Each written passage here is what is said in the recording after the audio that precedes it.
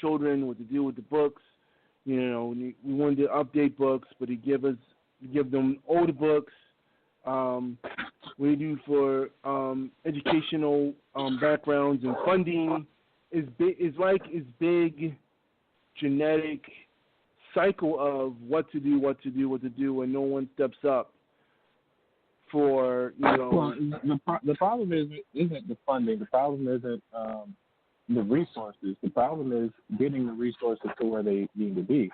I mean, Baltimore City schools aren't underfunded, but we have politicians that constantly yell about how they need more money. Now, I always say this, right? It's who gets to touch that money first, and if it's the students, then okay, yeah, we could. There'll probably be more accountability. But what we see is that this money comes through the hands of the government first. That's why our city leaders oftentimes want to beg and plead for more money, is because that lines their pockets. That gives them more money to do the things that they want with, and then because the money goes there first, and because there's very little transparency, they can beg and plead or say the money, say they never got the money, or say whatever they want to say, but the end result is never in the benefit of the student. And I think our schools do a disservice to our kids because, our kids can only fail a grade twice. So if, let's say, from kindergarten to 8th grade, a student can only fail one time. So that means after they fail the first time, that this kid could, potentially not do any work. Let's say a kid fails 3rd grade. So the kid does 3rd grade twice, and from 3rd grade to 8th grade, they could slack off in class, do whatever they want, and get passed all the way up to 8th grade. Because that's how it's set up. So now we're passing along uneducated kids. We're setting up our own futures for failure, and this is the generational cycle that's created. It's not about the money. It's not about the resources or lack thereof. It's about the accountability, and are we really doing what's in the best interest, for our children, for our future, for our businesses, for our homeowners, for our taxpayers? And the answer, quite frankly, at this point is no.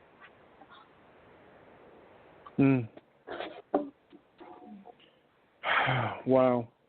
And I think no one takes blame for what they've done on educational and funding. No one takes the blame. Always like the finger pointing of who did what and what did who. And no one takes the blame for what's going on in certain situations when it comes to education. Right. I mean, you're right about that. I mean, there's no one that wants ownership of any task or situation. It's always a blame. I mean, even if we look at what Brandon Scott says, I mean, he says, hey, I need power of the legislation. But now he runs for mayor. Now, that's stupid, because the best power for legislation is city council, right? That's where the legislation is made, right? So they're just in, they just want positions of power to grandstand and claim publicly that they stand for other things like Black Lives Matter or, educational or the Furlong Commission or those type of things. Yeah, they stand for those things, but it's not for the best interest of the kids, and it's not to take ownership. I mean, let's look at also the city administrative position that they just created. This is a position that, that the mayor is now creating to, quote, unquote, professionalize the city, but it's a way to essentially place blame on a hired employee instead of where it belongs, which is on the mayor. Indeed. Speaking about public safety, COVID-19 has did very detrimental on public safety when it comes to crime and prevention of crime with communities and police.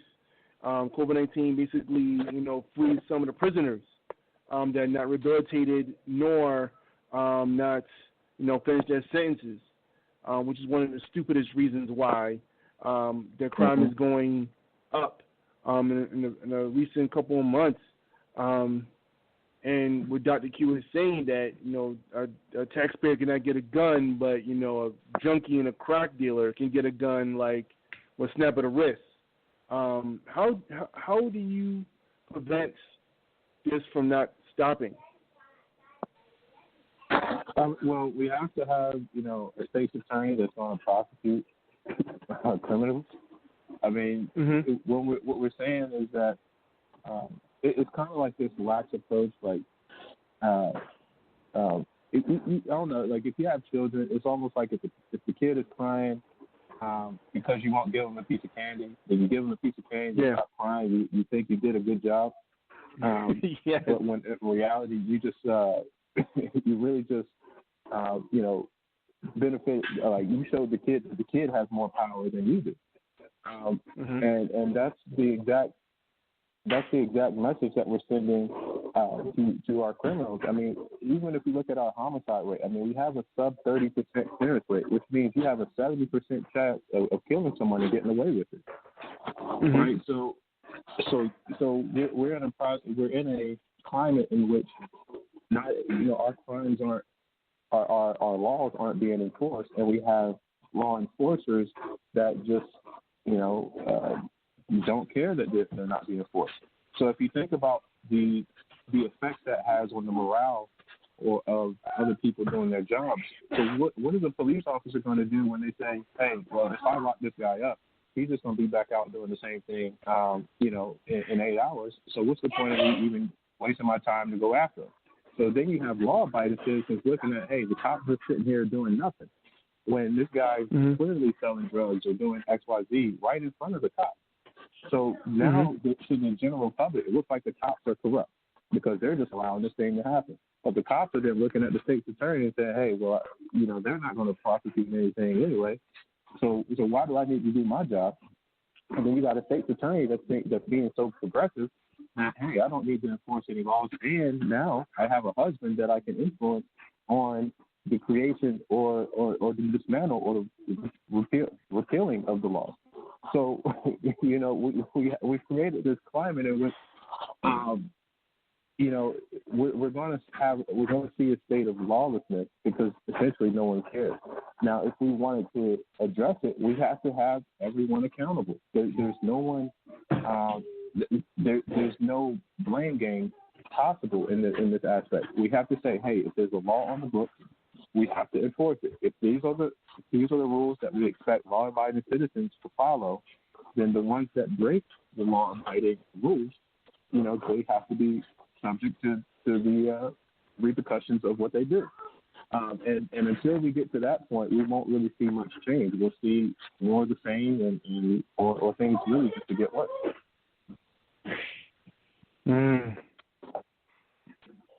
And accountability on police, especially talking about the police department. Accountability in police, should he be like more new learning methods for the police instead of the old learning methods that they are teaching? So there are a lot of good officers, I believe. There are a few bad apples, but what I believe police need is just some type of leadership training. Because I was fortunate enough to respond to one of the studies that was done about internal investigations and things like that, where a lot of officers just believe that the wrong officers get promoted. A lot of them want to do their jobs. A lot of them, live in the city. They want to get home to their families. But it seems like there's this there's just a promotion mechanism that really it's just like promoting the wrong people. And I think law enforcement really, instead of doing a lot of the other like diversity trainings or all these other socialist BS trainings that they want people to do, let's go back to the foundation of the fundamentals. Let's just do some leadership training. Let's get some Tony Robbins or somebody like that, in like Eric Thomas or somebody like that, in to demonstrate what does it mean to be a leader. Because our officers should be leaders in our community. They should be leaders of each other. And if we do that, we promote the morale of the officers. A lot of these officers out here with low morale because, they're trying to do their job with a handcuff behind their back. They don't have any support from the public. I mean, we had defund the police painted right in front of City Hall. I mean, it's a thankless job. But we do have people from the community that still, want to do it. But I just think we just need some type of leadership training within. If we are going to keep training or institute some type of new type of training, I think it just needs to be leadership. But I also think that needs to go government-wide. So there's two things I think Baltimore. Well, two things Baltimore City government and police need is leadership training and then just some plain old customer service training. That's a good thing, customer service, because we are the people fund the police. We're the people who control the police and what they do. And that's a good thing, customer service on the police. No offense, I think that's very good. We will take a quick break right now, and we'll be back with our person in a hot seat. And if you want any questions or comments or anything to just talk to Mr. Patterson, please feel free to ask. Number is 917-889-8825. Once again, that's 917-889-8825. And call in, press 1 to speak to us. If not, listening to you. Baltimore's Talking Live. We'll be right back in 2 and 2. Thanks for listening.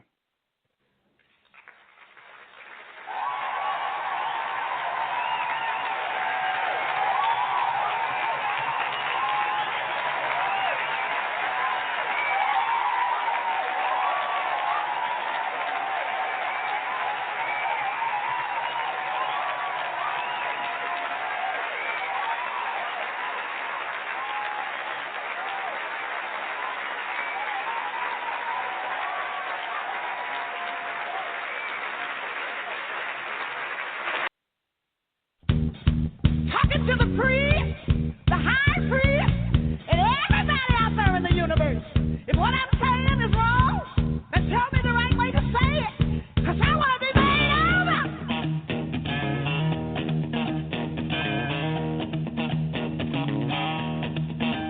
Take the red, take the green, give me lemonade, oh, wash the green. Make me over, make me nice. When I'm done, Lord, I want to be right. Hey, Lord, make me over. I want to be made over. Hey, Lord, make me over. I want to be made over. Make me over. I want to be made over. Make me smart. Make me keen. Give me life. Give me steam. I want eternal beauty. Spiritual things. But when I'm done, yes, I want to be a good thing. Make me over. I want to be made over. Hey, Lord, make me over. I want to be made over. I want to be made over. Hey, Lord, make me over. Hey, Lord, listen to me. I want to go places. Oh, I want to do some things. I want to be a star. Oh, I want to have a big name. But in my heart, let beauty reign. And when I'm done, oh, I want to have things. Lord, make me nice. Lord, make me good. Give me power. Lord, give me love. I want to be desirable. Voluptuous. Tantalized. Lord, make me over. I want to be made over.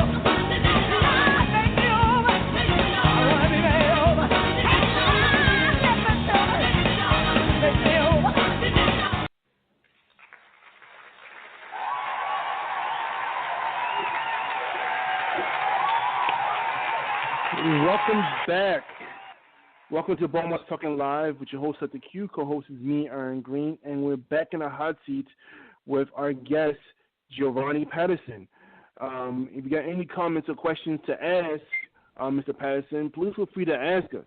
My number is 917-889-8825. Once again, there's 917-889-8825. And call in, press 1, speak